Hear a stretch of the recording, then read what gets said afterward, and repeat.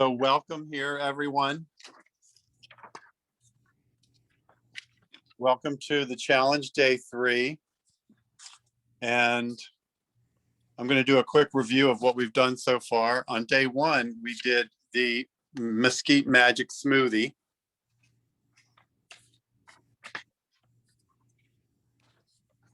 We talked about what clean food was. And you'll get those slides at the end. You'll also get recipes daily. We talked about some steps to eating cleaner. On day 2, we made a big salad. Did you eat that salad for dinner last night? I gave it to my roommate because I'm fasting. You got to enjoy it. Well, it looked awesome. Yeah. And we also got to see some ranch dressing. Everyone likes ranch dressing. Then we went over some salad ideas, what you can put on salad, and some salad dressings. So day 3, today we're going to go over some easy ways to eat clean. And my favorite way is to prepare and drink a green smoothie daily. And I do this every morning. I also do some green powder in water, usually when I wake up. And then having a salad once a day, say for lunch or dinner, or you can do both. Adding some good toppings and some colorful vegetables.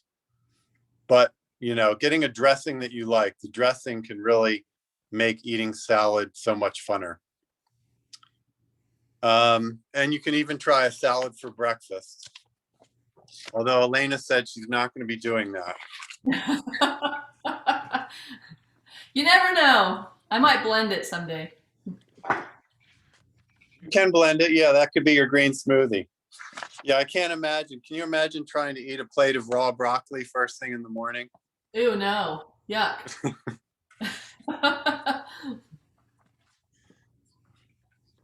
It's So really I'll turn it over to you, okay. Elaina, and you can continue.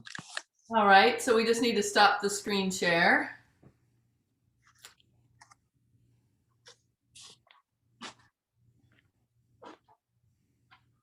All right, I see you on the call, Elaina. You're the primary screen. Share, on my computer, the screen share is still on, but you're saying it's been turned off?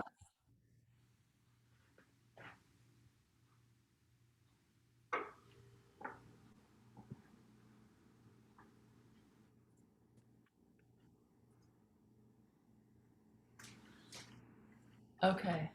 Yeah, you're on there. Here I am. Hello. Welcome to day 3, as Jeffrey said, to our 5-day clean eating challenge. It's been super exciting using all of the natural Zing products and trying out their quality, which is super high of ingredients. And today is no exception. I get to use their amazing pine nuts in my pesto I'm going to make. So this is a perfect time of year because like I was at Trader Joe's yesterday and there's all this, like they're selling the basil actually still growing and the parsley still growing. So it's a great time of year to start making these fresh pestos. And the zucchinis are coming into season. So I'm going to show you today how to use your garden vegetables that you know, sometimes don't know what to do with. And this is a raw vegan recipe. So it's perfect for warm weather and for summertime. So what we want to do first is you're going to have some kind of tool that makes noodles. And if you don't, you can use a potato peeler or a vegetable peeler and just peel strips. But, you know, these are kind of fun and they're really cheap these days. You can even find them used a lot of times you'll find them in a thrift store. So this one is just one that makes like different sizes of noodles. You just interchange this blade up here. You can go small or large with the noodles. It's called a Mueller, M-U-E-L-L-E-R. And I don't know, I like this one. I've used many over the years. It doesn't really matter, honestly. Just get anything that spiralizes your zucchini. The key to buying the zucchini is getting one that's straight. If you got one that's really curled, it's not going to work. And then what you want to do, I'm going to move that so you guys can see my board, is just cut it as straight as you possibly can. And I'm going to have to cut off a little bit because I know it won't fit. So save these, like remember I said on day 1, freeze your zucchini and put it in your smoothie. Perfect thing to do. Even this little end, all that is the flour. You can freeze that. Now I got my nice straight zucchini. It's cut super straight, and I'm gonna put it in this little tool. Just it's so easy. You just put it in there. The teeth will take care of it, and then you just twist it in a circular motion. And you gotta give it some pressure. You know, if you don't do enough pressure, it won't work as well. And I can see already that it's starting to like go angular on me. If it starts slipping, just take it out and cut even sides again. But it looks like I'm gonna make it with this one. Looks like we made it. All right, and then that end is that's not gonna spiralize, so it's another great piece to freeze in your little Ziploc bag or on your cookie sheet. Okay, so now I've already done 2 other zucchinis ahead of time. This is like a little drawer. It's really fun. It pulls out. And I've got this bowl of zucchini already spiralized. And I don't know if you guys can see that if I do it close up, but they're already getting like super sweaty. So I'm just gonna put this zucchini in, and I'm gonna do this visual because a lot of times people watching or listening are like, wait, did you add the salt? So I'm gonna pretend to add the salt, about a teaspoon, because the salt's already in there. And then that makes it sweat. And the reason you want your zucchini to sweat, and this has probably happened to you before if you've ever done spiralized zucchini, if you don't, then you pour your delicious sauce on and it starts to sweat and all this water is leaking all over the plate. It doesn't look appetizing and it dilutes your sauce a lot. So we're gonna just let this sweat while we make the pesto sauce, and then I'll come back and do a little salad spinner trick for you to show you guys the best technique. So trust me, I've been doing this for 20 years. I know the best technique for sweating zucchini and for how to like make the best pasta. And a lot of people, for the kelp noodles, which I'm going to show you next, have said, when they've come to my culinary academy, this one woman said, this made the whole course worth it, just learning how to soften your kelp noodles. And so I'm going to do the kelp noodles next. And if you're not familiar with kelp noodles, these are Natural Zing carries these, and these are one of my favorite pastas. Like I don't eat any kind of I don't eat the quinoa pasta or the corn pasta or all those, excuse me, but crappy pastas they sell in boxes because they're packaged, they're manufactured, and they're inflammatory and they're bloating, and anything with grains in it is not, especially if it's processed, is not going to be your best friend. So kelp noodles are great because we need the iodine in kelp. We're not getting enough seaweed, especially in the United States as a nation, and that's causing immunity problems, it's causing hormone problems. You need your iodine. So kelp noodles are perfect. Natural Zing carries a couple sizes, but this is like the family size bag, which is a lot for me because it's just me. But I'm just going to show you my tricks for softening the kelp noodles. And the noodles come in kind of like a big bag, and they're already in liquid. But I'm not worried about that liquid because I'm going to rinse them with the water that I'm using. I've already got hot water. It doesn't need to be hot, it just needs to be warm. So I heated this up earlier. It is still a little bit hot, but really just warm tap water is fine.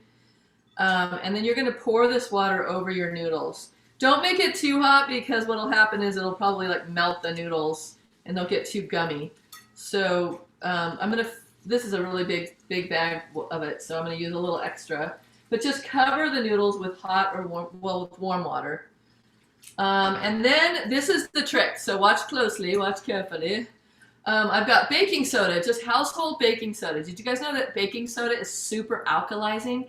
If you're feeling like an ache in your kidneys, or you're just feeling like, oh, I think I'm getting sick, take some baking soda, like a teaspoon in water, chug it down, and it alkalizes your body right away. It's a super cheap and easy trick. So what it does in this kelp noodle thing is it's a chemical reaction. So citrus, lemon juice particularly, and baking soda, when they get together, I don't know if you can see this. Can you guys see my bowl foaming?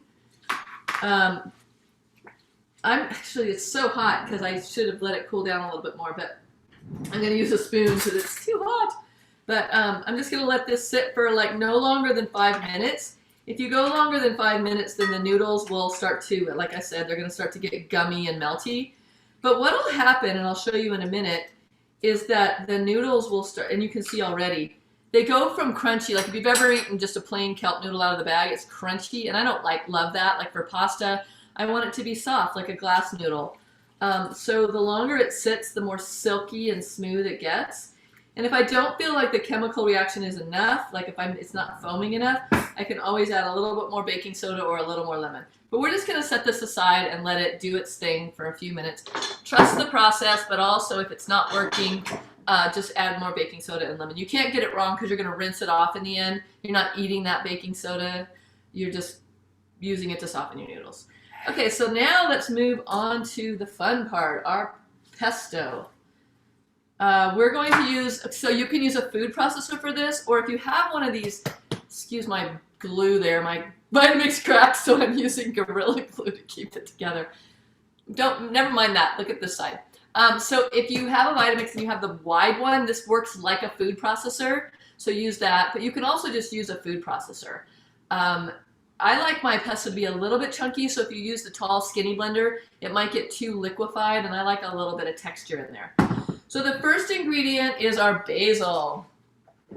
And I'm just gonna cut it right off of the plant. And it'll keep growing, so that's great. Thank you, basil. I always thank my plants before I cut them. And I tell them it's gonna be okay. All right, so look at that, beautiful. That's about 2 cups, give or take. I mean, I don't think you could ever put too much basil in a pesto. It's just amazing. And then the next ingredient is some parsley, and this is my trick. So parsley with pesto, you will not taste the parsley very much. You'll taste the basil because the basil is so aromatic. But the parsley has a great trick of keeping the pesto greener, and it won't get brown like most pestos do. A lot of people don't know that parsley is like almost like a preservative in your pesto. A couple cups is great. I didn't have that much, so I'm going to actually also add some cilantro. So this is just basically like a fresh herb pesto. Honestly, you could use any garden herbs in this. If you do something like oregano, though, don't use very much because we know that's pretty overpowering. So I've got like a whole blender full of herbs now. And the next thing I'm going to add is some garlic. Now, raw garlic, like yesterday I mentioned, oh, I don't always love raw garlic, but you have to have raw garlic in a good pesto. So I want to show you guys a little trick. I already did it with, well, actually I didn't do it with all these. So the garlic has what's called I don't even know, a sprout. Sometimes it's green already. So I take that out. And all you do is cut it in half and use the tip of your knife to dig that sprout out. And the reason I do that is that's the part that can cause sleeplessness. Like if you eat garlic late at night, raw garlic, I don't know if you've ever experienced this, but it's so stimulating that you can't sleep. It's also a lot of meditators won't eat garlic because of that reason. So if you take the sprout out, it's going to actually make your pesto a lot better. Or any raw garlic you use. When you're cooking with it, it's not as important. But anyway, I've already done that with all the other ones. And I'm going to crush it. Here's why. Have you ever been blending a dressing or a pesto or something and you end up with all these garlic chunks because you just didn't get it blended enough? So since I'm not going to fully blend this pesto, I want to make sure that that garlic, I do not want to bite into a big chunk of raw garlic. That just doesn't sound fun to me. Okay, the next ingredient is our miso. I'm using chickpea miso instead of soy miso for anybody that has soy allergies or is just avoiding soy for whatever reason. Soy miso is actually like the least offensive soy product because it's fermented and it doesn't cause a lot of the reactions that it, like tofu causes. But anyway, I'm going to use chickpea. I always use chickpea. It's actually more expensive. This is about $10 for a tub, but 2 tablespoons. And that's going to give this pesto, this is the replacement for the Parmesan cheese, which is what we usually use in pesto, right? So that's going to give it the cheesy Parmesan quality that we're used to in pesto. The next ingredient is our lemon juice. The recipe calls for about 3 tablespoons, which is 1 lemon. Whatever you do, I see a seed in there. Don't get the seeds in. And the reason is it gets very bitter. You know grapefruit seed extract, how bitter that is? Any citrus seed, if it's blended and left to sit, will go really bitter. I've had it happen in a dressing. So don't put the seeds in. Next is Biryani Olive Oil, which is from Natural Zing. They carry this. This is my favorite olive oil. It's unfiltered, and so it's green and kind of just milky looking, creamy looking because they don't like process it. It's cold pressed, which is super important with oils, and you can see it comes in a dark bottle. So Biryani is these brothers in Sacramento, and they're amazing. They're Italian guys. Try out the Biryani olive oil. So we're going to do half a cup of that, and that's going to give it its fatty, rich, you know, pesto-y quality. And then the last ingredient is 1 cup of some kind of nut. I'm going to use pine nuts, Natural Zing's pine nuts today. You could also use walnuts. Yesterday I showed you how to soak and dehydrate your pumpkin seeds. You'd want them to be dehydrated ahead of time because if they're wet, the pesto just isn't going to be as good a quality. It's just something about having dry nuts going in there. You could use walnuts that are soaked and dehydrated. That's one of my favorite pestos is walnut pesto. So it doesn't have to be pine nuts because I know pine nuts are more expensive, but for a decadent treat, why not use some pine nuts? I'm going to save just a little bit of these to put on the top of my pesto for decoration. So always remember that, like, ooh, how do I want to decorate this? What do I want it to look like? So now, like, there's no water in there, just FYI. This is not a salad dressing. It's a sauce. It's a pesto. So now what I'm going to do is just start on low and let it kind of slowly just process. It's going really easily.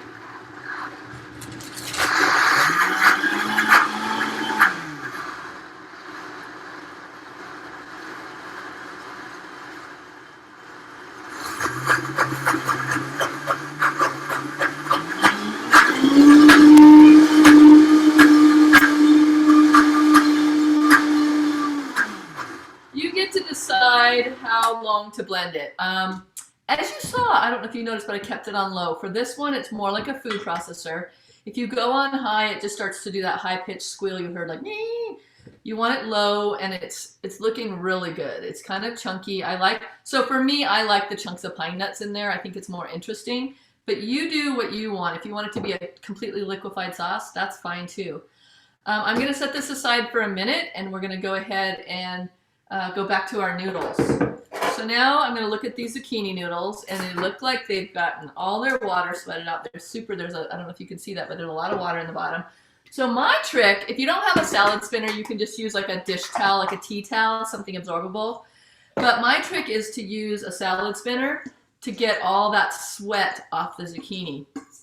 And get yourself a good quality, this is from Progressive, but get yourself a quality salad spinner. It makes all the difference. This one's kind of a small size one, which I use a lot for herbs when I wash them. I have a bigger one for like when I'm doing a whole head of lettuce. But anyway, you just keep doing that. Feels like I'm starting a lawnmower. I remember those days when I was a kid, like the lawnmower won't start.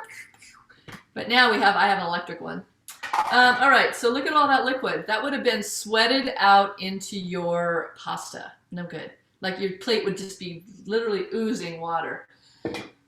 So now I've got a nice dry pasta. It's dry-ish. I could probably, I'm so particular, I could probably dry it a little bit more, but I'm not gonna. And now I'm gonna put it in a bowl, a clear bowl so you guys can see, and I'm gonna show you how I toss it. But let me put a few of these kelp noodles in with it. So this is kind of like a kelp noodle slash zucchini noodle combo. Now these are nice and soft. The next key, and this is good for you guys to know if you've already been doing this, and you're like, oh, I know what I'm doing. Do not rinse this in hot water. Rinse it in cold. If you rinse it in hot, it's just going to be a gluey blob. Like any pasta, the cooler the water, the better. So excuse me while I just rinse this in cold water really quick. Just swish it around. And then I'm just going to put it back on this bowl and let it drain and bring it back over. And then I'm just going to take, I'm not going to use this whole bag. You can save these in your fridge now that they're prepared. I've saved them for up to 2 weeks, just in like a glass Tupperware. I don't think it's called Tupperware, but glass container. And it'll keep, and you can just throw this on your salads. You could put it anytime you have a sauce, like with that ranch dressing, it would be great. I'm going to chop it just a little bit because they're so long. And then let's just mix that in with the zucchini. It's really pretty. It looks really good. Can you guys see that? Yes. Okay, and now we'll add some pesto.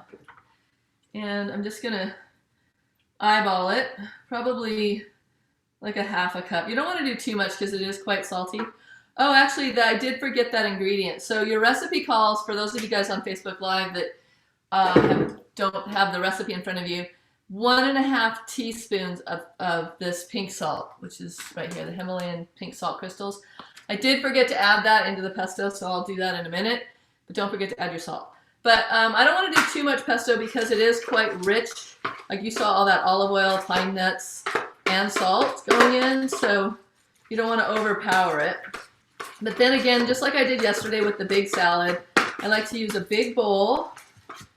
and get it really well mixed. Because the problem I see a lot with people, like when they're doing culinary school with me live, is that they're not using a big enough bowl to try and get something, and it's falling out the top, and it's happened to me before too. So go big with your bowls, people. A lot of these bowls, metal bowls and glass bowls I found I've gotten at thrift stores. Like, there's so much good stuff at thrift stores. You don't have to buy new. Save our environment and stop buying brand new things. Okay, so now let's find a pretty bowl that we want to serve this in, or a plate. I guess I'll use, this is actually one of my favorite bowls from a festival I went to. It's the perfect size salad plate and dish, and it has a little saying in it. In this food, I see clearly the presence of the entire universe supporting my existence. And that's what's going into your food. The universe supports my existence. Okay, so here we go. We're going to put this into the bowl. Now, I think this is enough for 2 people right here, man. Unless you're like, you just worked out, you're Jeff, and you just worked out, and you're starving, and you're like, I need a big meal. But it's up to you. I mean, I could definitely eat all this when I'm hungry. All right, so there we go. Put the pesto in there, and then for the final touch, because it looks good, but it could use a little extra touch, Parmesan, which Natural Zing also sells, or you could just use nutritional yeast flakes if you don't have Parmesan. Just a little sprinkle on top. This has also macadamia nuts in it, so you could just sprinkle a little bit of that. And then more pine nuts, just for looks. And then how about some chopped red bell peppers, which I also used yesterday in my salad, just to give it. You can honestly cherry tomatoes would be amazing on there too. So there we go. We've got this beautiful pesto dish ready for consumption. I might blend it today for my smoothie, for my soup.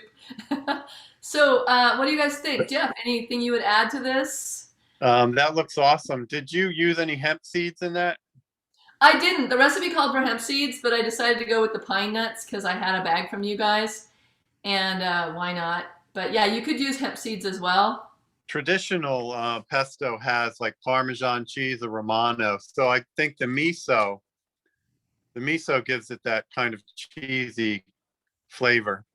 Exactly. And of course, if you put the nutritional yeast on there, but the hemp seed probably would do that too.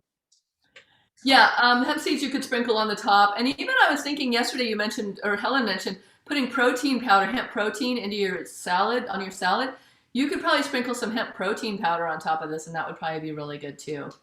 Like, there's a lot of, you could just put chopped walnuts on there, chopped almonds. I like crunch on things.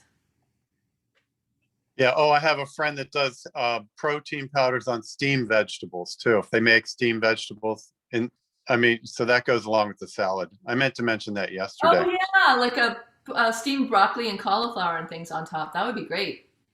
Yeah, yeah. I have some questions on Facebook Live. Someone asked if I could. So if you didn't see it from the start, you can go back and rewatch this. I'll post it on Facebook. I think Kareen asked this. Do you cook the zucchini noodles first, or do you keep them raw? I did keep them raw, and I put salt on and sweated the water out. But you could cook them. You could totally cook them in a skillet with some, a little bit of olive oil, and do it that way too. Have you guys ever cooked your noodles, your zucchini noodles, Jeff? I have never cooked the kelp noodles. Zucchini ones. If you eat them right out of the bag, they're very crunchy. Yeah. Normally, I would make a dish and then let it sit overnight in the fridge or something, and it has like salt or something in there. Yeah. Or a namashoyu or something. Yeah. He's saying that on Facebook Live, because they can't hear you, he's saying that he sometimes will just make the dish and let it sit overnight to soften the kelp noodles. But the trick I showed you guys of salting or lemon and baking soda will make them like ready to eat right away. But either way is good. Yeah, because sometimes I would have it in my fridge for like a week, and they're really good after a week of sitting in the sauce and stuff.